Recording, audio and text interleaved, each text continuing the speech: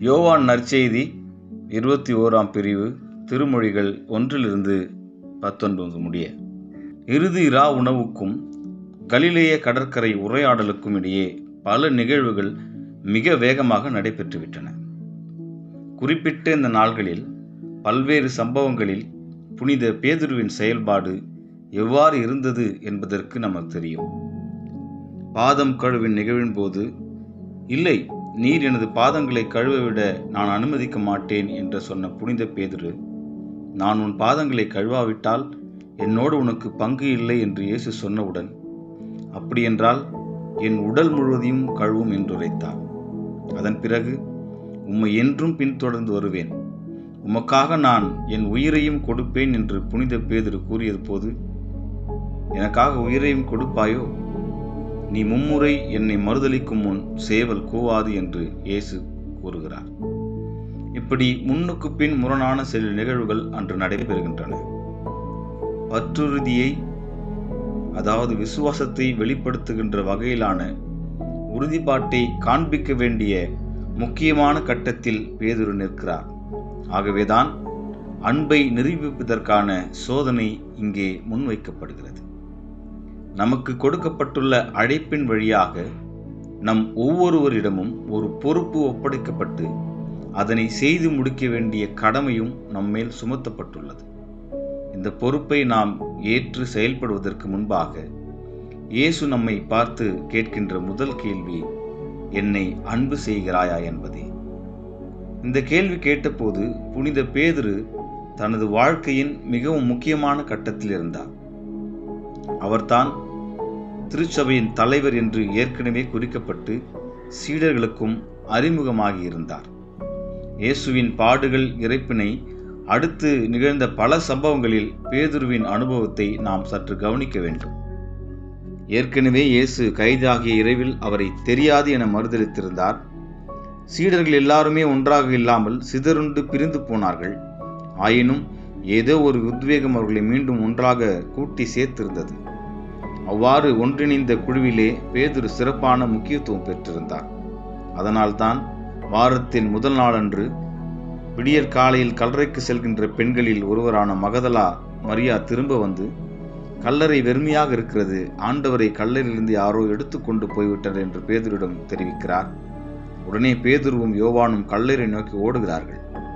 முன்னதாக கல்லறை அடைந்த இளையவரான யோவான் பேதுரு வரும் வரையில் உள்ளே செல்லாமல் காத்திருக்கிறார்.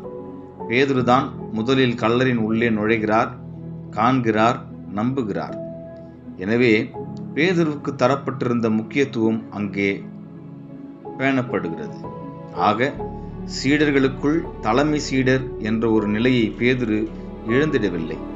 ஆயினும் ஏதோ ஒன்று புனித பேதுருவை கலக்கத்தில் ஆழ்த்தியிருந்தது. மறுதலிப்பு அனுபவத்தின் துயரமும் அர்த்தமும் அவரை அரித்து கொண்டிருந்தன.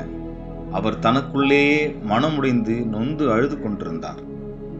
அந்த மனக்காயம் ஆற்றப்பட்டு உள்ளத்தில் அமைதி மீண்டும் நிலை பெறுவதற்கான வாய்ப்பினை அவர் எதிர்பார்த்து கொண்டிருந்தார். கலிலேய கடற்கரையில் சீடர்களை சந்தித்த இந்த வேளையில் இத்தகைய அரிய வாய்ப்பை இயேசு பேதுருவுக்கு தருகிறார்.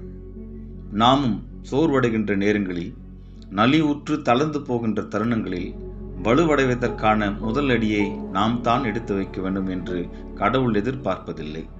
அவரே அந்த முதலடியை முன்வைக்கிறார். ஆதாமின் அனுபவம் இங்கே நம்மை நினைவுறுத்த அழைக்கப்படுகிறது. ஆதாமுக்கு ஒரு கடமையை கடவுள் கொடுத்தார். ஆதாம் அந்த கடமையிலிருந்து தவறினார். தன் பிழையை உணர்ந்து ஆதாம் அவராகவே கடவுளை தேடிச் செல்லவில்லை.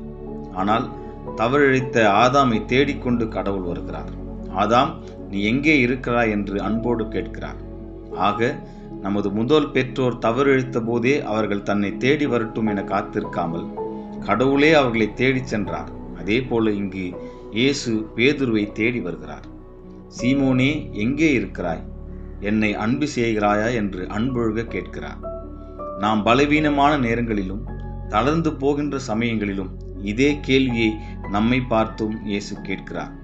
நமது வாழ்க்கையில் நெறிப்பிழந்து தடுமாறும் போதும், எந்த ஒரு துணையுமின்றி தனித்திருப்பது போல நாம் எண்ணும் போதும் நாம் தனியாக இல்லை என்பதை உணர வேண்டும். அத்தகைய நேரங்களில் என்னை அன்பு செய்கிறாயா என்ற கேள்வியுடன் இயேசு நமக்கு வெகு அருகிலே துணைவராக நிற்கின்றார். என்னை அன்பு செய்கிறாயா என்ற கேள்வியை இயேசு கேட்பதின் காரணம் என்ன? இறைவனின் திருவுளப்படி செயலாற்றுகின்ற நாம் அந்த செயல்களை எல்லாம் அன்பின் அடிப்படையில் செய்ய வேண்டும் என்று கடவுள் எதிர்பார்க்கிறார். சாதாரண அன்புடன் அல்ல, கடவுள் மீது கொண்ட அபிரிதமான அன்போடு செய்ய வேண்டும் என்று விரும்புகிறார். நமது வாழ்க்கையில் திட்டமிட்டு நாம் செய்கின்ற எல்லா செயல்களுக்கும் இந்த உன்னதமான இறை அன்பே அடித்தளமாக இருக்க வேண்டும் என்பதே கடவுளின் எதிர்பார்ப்பாக உள்ளது. நமது அருகில் இருக்கின்ற ஒரு மனிதனின் துன்பத்தை கண்ணுற்று அவன் மேல் பரிவு கொண்டு அவனுக்கு உதவி செய்ய முன் வருவோம் என்றால் அந்த பண்பு மிக சிறப்பானதே.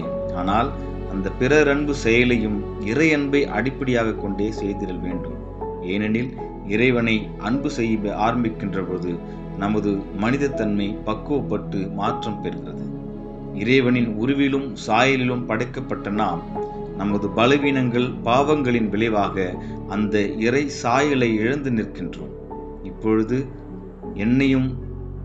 என்னை அன்பு செய்கிறாயா என்ற கேள்வியை இயேசு நம்மிடம் கேட்பதின் வாயிலாக நாம் இழந்துவிட்ட இறை சாயல் மீண்டும் நம்மில் மலர்ந்திட செய்கிறார். ஆண்டவரே, நான் உம்மை அன்பு செய்கிறேன் என்று 2 முறை கூறிய பேதுரு 3ஆம் முறையாக அந்த கேள்வியை இயேசு கேட்டபோது, ஆண்டவரே, உமக்கு எல்லாம் நன்றாக தெரியுமே, எனக்கு உம் மீது அன்பு உண்டு என்பதை நீர் அறியாத ஒன்றா என்று அழுத்தமாக பதில் சொல்கிறார். இத்தகைய உளப்பாங்கைத்தான் இயேசு நம்மிடம் இன்று எதிர்பார்க்கிறார். எந்த ஒரு செயலையும் செய்யும் போது நான் ஏதோ செய்கிறேன் எனும் மனப்பாங்குடன் அல்ல, மாறாக என்னை வலுவூட்டுகின்ற விதமாக என் கரங்களை பற்றி கொண்டு என்னோடு நடந்து வருவதற்கு தயாராக இயேசு என் அருகில் நிற்கிறார் என்ற உணர்வோடு நாம் செயல்பட வேண்டும். கடவுளின் இத்தகைய ஒன்றித்த உடனிருப்பை நாம் அறிந்து அனுபவித்துவிடவே இன்று நாம் அழைக்கப்படுகிறோம். நமது தோல்விகளிலும் சோதனைகளிலும் கலக்கமுற்றிருக்கும் போதும் நம்மை திடப்படுத்தவும் இழந்த நமது இறை சாயலை மீண்டும் பெற்றிடவும் நம் அருகிலே இயேசு இருக்கிறார். இழப்பு நடைபெற்ற இடத்திலேயே எழுந்ததை மீண்டும் நிலைநிறுத்துகின்ற செயல்பாடும் நிகழ்கிறது. எங்கே நாம் தவறிழைத்தோமோ, எந்த இடத்திலே நாம் நெறி பிழந்தோமோ அந்த இடத்திலேயே இயேசு நம்மை கை தூக்கி கரையேற்ற காத்திருக்கிறார் என்பதை நாம் உணர்ந்திடல் வேண்டும். ஆண்டவரே, இதோ நான் உமது திருமுன் நிற்கிறேன். நீரே என்னை நன்கு அறிவீர். நான் எங்கே தவறிழைத்தேன் என்பது உமக்கு நன்றாக தெரியும். என்னுடைய பலவீனங்களும் தடுமாற்றங்களும் உமக்கு தெரியும். எனது பயணத்தில் என் முன் நடந்து வழிநடத்தி என்னை பாதுகாத்தருளும். உமது காலடி சுவடுகளை பின்பற்றி நான் நடந்திடுவேன். இவ்வாறு நாம் நம்மையே அர்ப்பணிக்கின்ற வேளையில் அழுத்தமாகவும் தெளிவாகவும் நம் காதுகளில் கேட்கின்ற இயேசுவின் அழைப்பு, என்னை பின்தொடர்ந்து வா.